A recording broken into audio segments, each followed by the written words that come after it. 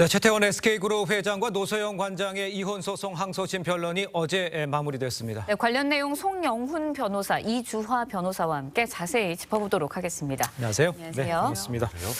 자, 먼저 최 회장과 노 관장의 목소리를 한번 들어보도록 하겠습니다.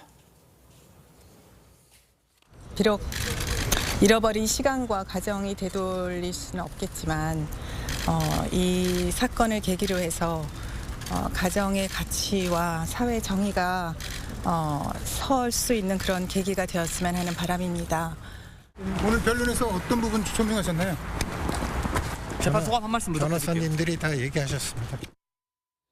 자, 어제 재판에서 최 회장과 노 관장 양측 어떤 주장을 했는지 좀 설명해 주세요. 예, 일단 변론 기일은 비공개로 진행이 됐습니다만 대략적인 내용은 알려지고 있죠. 네. 일단 양측 소송 대리인들이 30분 정도씩 프레젠테이션을 했고 또 네. 당사자도 5분 정도 입장을 밝힌 걸로 그렇게 알려지고 있습니다. 지금 이 사건의 핵심은 이제 1심에서는 최태원 회장의 SK 주식은 재산 분할 대상으로 보질 않았죠. 그러니까 특유 재산으로 본 거고 이것에 대해서 결국은 항소심에서 그 노소영 관장의 재산 형성, 재산 유지 증식에 대한 기여도를 어떻게 평가할 것인가 이것이 지금 핵심이 되고 있거든요. 그러다 보니까 과거에 이제 노태우 전 대통령이 1991년에 그 선경그룹에 비자금 300억 원을 넘겼다라는 부분에 대한 주장까지 나오고 있는 상황입니다. 그래서 이것에 대한 공방이 상당히 치열하게 벌어진 걸로 알려져 있고 예. 이 부분에 대해서도 향후에 재판부가 어떤 판단을 내놓을지가 또 주목을 받고 있습니다. 그렇군요. 네, 정리를 해보면 핵심은 결국 재산 증식에 기여를 했는지 안 했는지 이 부분인 것 같습니다. 그러면서 이제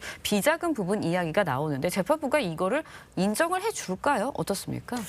예, 글쎄요. 일단 비자금이라고 하니까 증거가 없을 가능성이 매우 높습니다. 사실 노 전 대통령 같은 경우는 1995년에 기자회견을 했습니다. 재임 시절에 거액의 비자금을 수수를 했다라고 인정을 했고 이 사건으로 처벌도 받았었죠. 그런데 당시 기자회견에서는 공적 자금과 정치 자금으로 나누어서 사용했고 사적 사용에 대해서는 부인을 했습니다. 그런데 이 비자금 300억이 SK로 넘어갔다라는 것은 결국 사적 사용인데 노태우 전 대통령이 부인을 했고 네. 이게 SK로 넘어갔다라는 객관적인 증거가 없는 상황에서 그 시점에 SK의 외연이 확장이 된 것은 사실이잖아요. 그렇죠. 하지만 그것이 SK 외연 확장에 기여를 했는지에 대해서는 증거가 없기 때문에 추후 재판 과정을 지켜봐야 될 것 같습니다. 그렇다면 그 노소영 관장이 요구한 재산 분할 네. 2조 원 지급한 이건 어떻게 가능성이 어떤 식으로 나올까요? 쉽지는 않아 보이기는 그렇습니까? 합니다. 그러니까 예. 일단 1심 판결 같은 경우는요. 그 노소영 관장의 어떤 그 최태원 회장 재산 유지 및 증식에 대한 기여도 네. 이걸 좀 지나치게 보수적으로 판단한 것이 아닌가 하는 생각이 들기는 해요. 그런데 예. 과거에 이제 대기업 주요주주 그러니까 우리가 흔히 총수라고 부르는 네. 그런 총수 일가 부부의 이혼에서 법원이 재산 분할을 상당히 좀 보수적으로 판단을 하고 있습니다. 대표적으로 이제 그 이부진 호텔신라 사장, 예. 그 이무재 전 삼성전기 고문과 이혼을 할 때 그 임 전 고문 측에서 재산 분할 청구액이 1조 2천억 원 정도 됐었죠. 그런데 최종적으로는 141억 원만 인정이 되었고 그 판결이 확정이 된 바 있습니다. 또 조승현 전 대한항공 부사장, 개명 전 이름은 이제 조현아시죠. 네. 이 조현아 전 부사장 같은 경우에도 배우자와의 이혼 과정에서 배우자 측의 재산 분할 청구가 13억 원만 받아들여진 바가 있습니다. 이렇게 대기업 주요 주주의 어떤 주식에 대해서 결국에는 재산 분할의 범위와 그 상대방의 기여도 이런 부분을 상당히 법원이 보수적으로 보고 있기 때문에 2심 재판부도 고심이 많이 있을 걸로 보입니다. 그렇습니다. 네, 항소심 결론 뭐 다음 달 말에 나온다 이런 이야기도 있으니까 네. 좀 지켜봐야 할 것 같고요. 다음 이야기도 짚어보도록 하겠습니다. 마약 투약 혐의로 기소된 배우 유아인 씨 지인에게 대마 흡연을 권유했다라는 증언이 법정에서 나왔습니다. 이러면 또 다른 죄목이 더해질 수도 있는 건가요? 예, 우선 마약 투약 혐의는 아니고요. 유아인 씨가 기소된 것은 프로포폴 투약과 네네. 그리고 수면제를 대리 처방받았고 네네. 대마를 피우도록 네. 권유를 했다라는 걸로 기소가 됐습니다. 네. 대마와 그 프로포폴은 대마는 이제 별도로 마약과 분리가 되고요.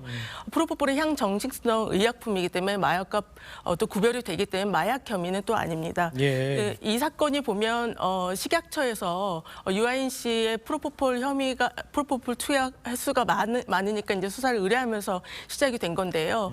그때 이제 유아인 씨와 같이 미국에 있었던 A 씨를 조사를 하는 과정에서 A 씨가 처음에는 대마 흡연을 부인을 했지만 나중에는 수사 과정에서 이것을 인정을 하면서 유아인 씨와 이제 서로 반대되는 입장으로 주장을 하게 됩니다. 그러면서 유아인 씨 측에서는 A 씨를 증인으로 신청을 해서 유아인 씨가 A 씨에게 대마 흡연을 권유했는지 그렇지 않은 것에 대한 어떤 증인신문을 통해서 이것을 반박하고 있는 그런 과정입니다.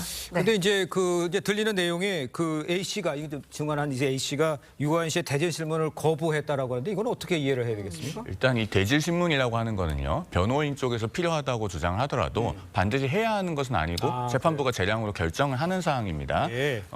우리 형사소송법과 형사소송 규칙에 보면은요. 피고인과의 관계, 그 밖의 사정으로 인해서 피고인 등과 대면해서 진술을 할 경우에 어떤 심리적인 부담으로 정신의 평온을 현저히 해야 할 수 있다. 이러면은 오히려 대질 신문은커녕 차폐 시설을 놓고 이렇게 증인 신문을 할 수 있게 되어 있거든요. 그러니까 검찰 측에서는 지금 A 씨와 유아인 씨를 분리해서 증인 신문을 해야 된다라고까지 주장을 했어요. 그것은 A 씨 쪽에서 이제 유아인 씨와 대면해서 증언을 하게 될 경우에 어떤 그 위력 사회적인 압력 이런 것 때문에 정상적으로 증언하기 어렵다고 입장을 밝히지 않았을까 예상이 됩니다. 그런데 법원에서는 이제 아예 분리를 하진 않았고 사폐 시설을 놓고 증언을 하게 했고 대질 신문은 시행하지 않았습니다. 그렇군요. 네. 일단 유아인 씨 짧게 여쭤볼게요. 대마 흡연 교사 부인하고 있는 상황입니다. 혐의 입증할 수 있을까요? 어떻습니까? 일단 재판 과정이고 제가 뭐 기록을 보지 않아 정확히 말씀드리기는 어렵지만 일단 A 씨는 대마 흡연을 인정을 하고 있고요. 그리고 기소는 안 된 것으로 보입니다. 그리고 유아인 씨는 A 씨의 10년지기 절친인 최 씨와 이제 공범으로 기소가 된 사안인데요. 지금 A 씨는 결국 검찰 측 증인인 것입니다. 유아인 씨와 최 씨는 부인하고 있고요. 그런 상황에서 결국 유아인 씨가 A 씨가 흡연하도록 유도했냐, 권유했냐라는 것이 인정되기 위해서는 A 씨의 진술이 믿을 만하냐라는 것이고 현장에 있었던 목격자의 증언이 믿을 만하냐라는 것이거든요. 보았을 때 A 씨는 지금 검찰 측에 유리한 증인이기 때문에 최 씨는 이러한 사실을 부인을 하고 있거든요.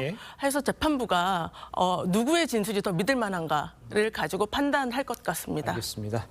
자, 다음 이야기도 짧게 좀 짚어보겠습니다. 먼저 준비한 영상을 한번 보여주시죠. 보겠습니다.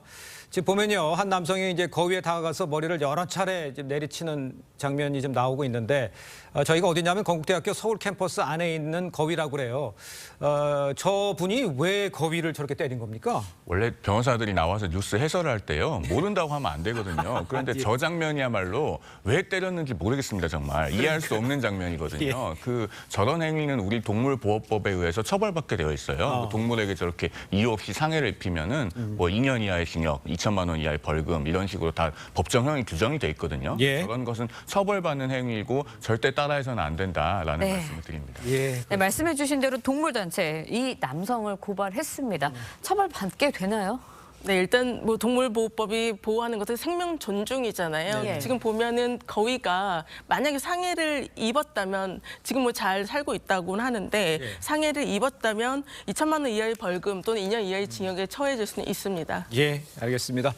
자, 두 분 말씀 여기까지 듣겠습니다. 고맙습니다. 고맙습니다. 감사합니다.